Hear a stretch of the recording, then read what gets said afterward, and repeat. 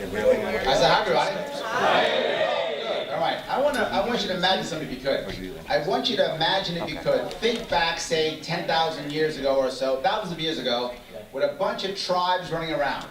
Bunch of tribes running all around, and there's people who are robbing them, people who are murdering them, they're fighting all the time. And they think, wow, this is a terrible lifestyle. Tribes get wiped out, all kind of violence. Oh my God, it's terrible. So some guy comes around and he goes, hey, I got an idea, you tribalists, I have an idea. How about, instead of all different people robbing you, how about only I rob you? Just me. No one else will rob you but me. And I'll make this really easy. Here's what I'm gonna do. I'm only gonna rob you once a year. And before I rob you, I'm gonna let you know about what I'm gonna take, so you know. And I'll make sure I don't rob you so much that you won't exist anymore. Just enough to keep you survivor. That's what I'll do. How about that? And here's the best part. If someone else wants to rob you, I'll go kill him. How about that? And they said, okay, sounds good. I mean, it's better than what we have now, I think. Sounds okay, but let me ask. How about like killing and imprisoning? You know, a little bit of that, not too much. A little bit of killing, a little bit of imprisoning, but not crazy, a little bit.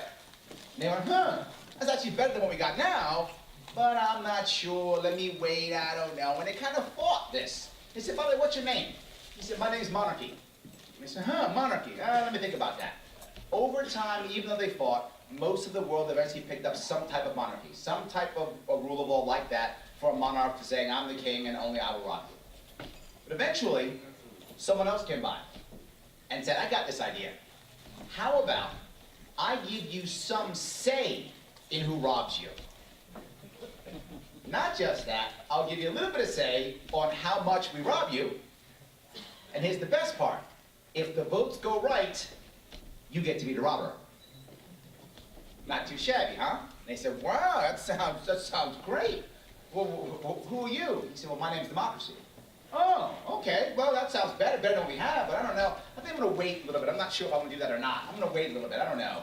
And they waited, and then eventually at one point, people come up with some type of democracy. Most people had some kind of democracy in the country, in the world. But now there's someone else coming up.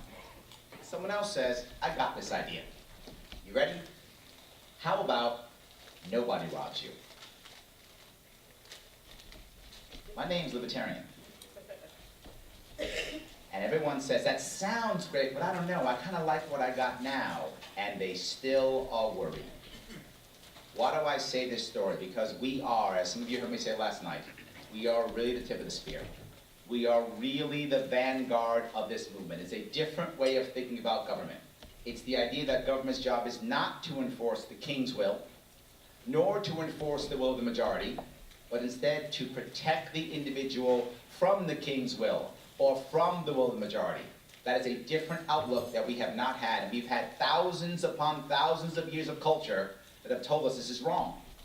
That the only way government can exist at one point was through king.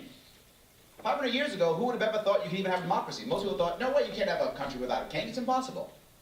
Now people think it's impossible to have a country without democracy, or a country without, I say the word's gonna drive you crazy, without a centralized bank. People think you can't have these things, it's impossible. Well, we can. So why do I tell you this? Because while we're out there running for office, while we're out there talking to people, we have to realize something. We are breaking literally thousands of years of culture. Thousands of years of culture. When we say things about taxation, when we say things about the Fed, when we say things about individual freedom and rights, it may sound obvious to us, but to many people it's not. It's scary to them. Very scary. I'll give you an example. I was talking to a bunch of people, and this is, again, it's a room full of educated, smart people. And I told them during a break, when I was doing one of my classes, I told them during a break, they were talking about the Fed. They were talking about the Fed and 2008. And they said, wow, I am so glad we had the Fed. It saved us in 2008. It's true. Everyone in the room, 25 people in the room going, yeah, yeah. I said, do you guys know that the Fed is a private bank? Every one of them, these are all educated adults. Every one of them said, that's not true. No, it isn't. I said, okay, I got it. Do me a favor, Google it. They went, no. Pull the phones out and Google. All of a sudden you hear, oh my God, he's right. Wow, yeah. No one in that room knew that the Fed was a private bank. And then I said, you know it's our central bank, right? And the guy literally said these words to me: Larry, we don't have a central bank. We don't need a central bank. We have the Fed. Dead serious. It's exact words. We don't need a central bank. We have the Fed. This is what we're up against, guys. We're trying to make massive change, and there are people who don't even understand what the Fed does. They don't have any idea. These are not kids. These are adults. These are voters, educated people who went to college, have high school diplomas. They don't know. They have no idea. I was talking to a woman. She was a lawyer, intellectual property lawyer. And she's telling me, in intellectual property, she's telling me about how, in this case, and some of you may know the rules closer. I'm gonna kind of guesstimate what she said. She said after someone, when it comes to copyright laws, the rules are 99 years after the death of the writer, of the creator. Is that about right? Someone happen to know that? Sounds about right, she said. Something like that, right? So I said to her, I said, wow, that's a bad law. She goes, oh, no, but Larry, it's a law. I said, yeah, I know it's a law. Got it. Don't doubt that at all. It's a bad idea. But Larry, she says to me, but Larry, look, you don't understand. We had to change our law so we could match international law. And I said, I believe that completely, and that means international law is a bad idea. Still a bad idea. She was mad at me. Now, not like she wrote the law. It wasn't like I was calling her a liar. I was simply saying this law is a bad idea. And she was angry at me. Because in her eyes, law equals righteous. They are the same. This is righteous because it is law. There's no difference. There doesn't have to be a reason behind it. The fact that it's law makes it righteous, and the fact that it's international law makes it extra righteous. So what she was mad at me is because I was a heretic in her eyes. That's who I was.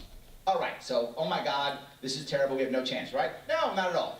What I'm saying is understand that when you have your conversations, and when you're running for office and trying to win these elections coming up here, focus on 3 different types of people. You ready for this?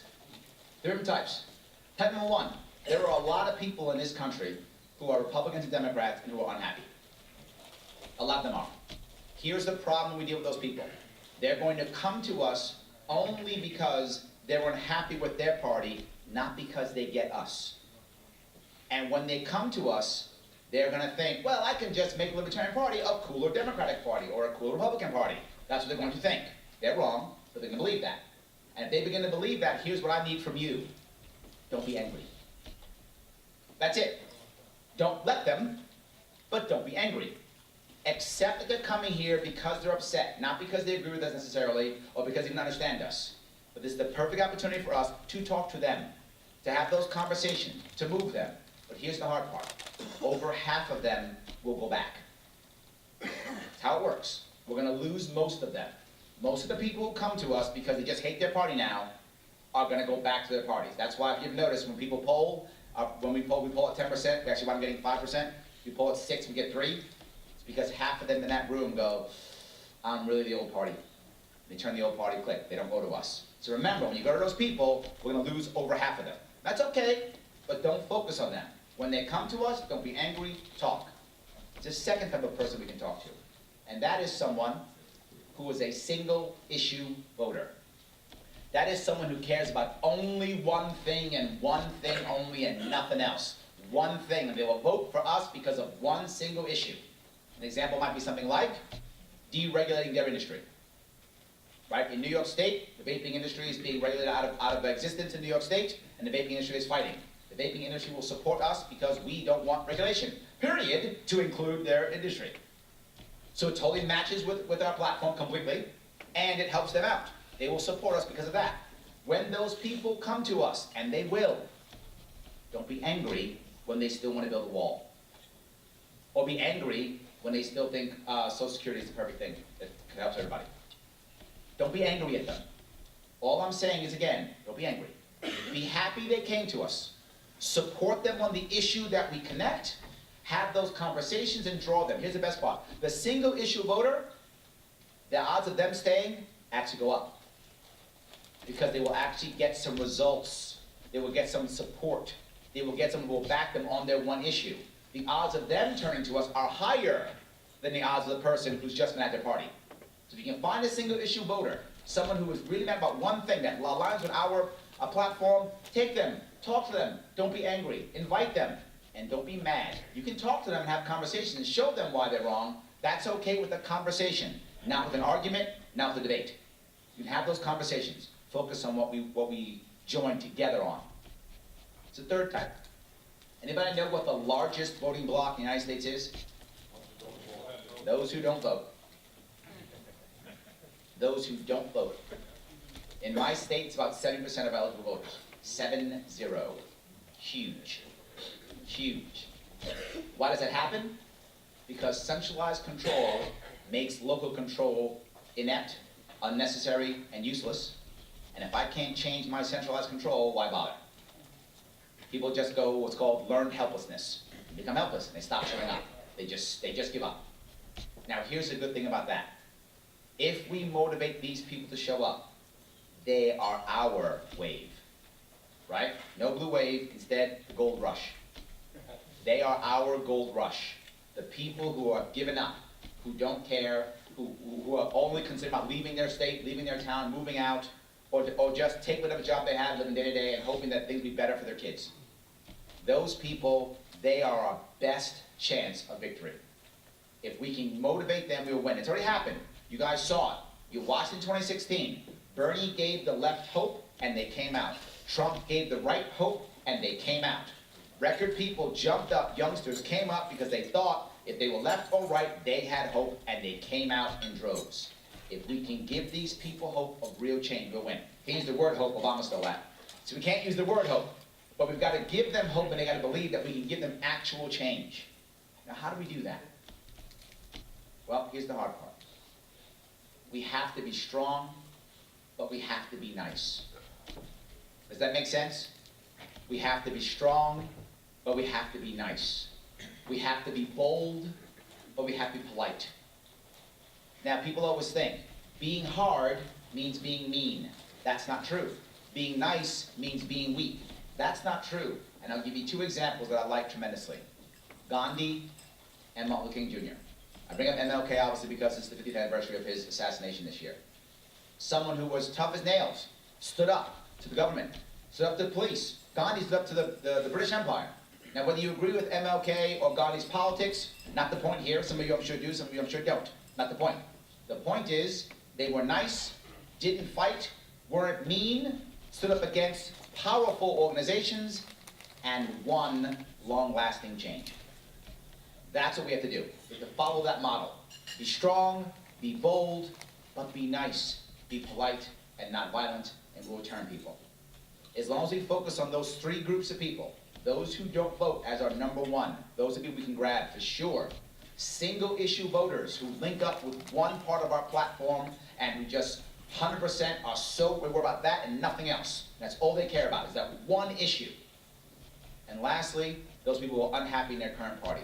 If we do that, we can move our party forward. If we do that, we can make impact in our elections. If we do that, we can win elections. If we do that, we can turn one state gold, then the entire nation gold. We can turn this from a blue wave into a gold rush. And we can do this in 2018, 2020, 2022, 2024, until we really turn this country around. Thank you.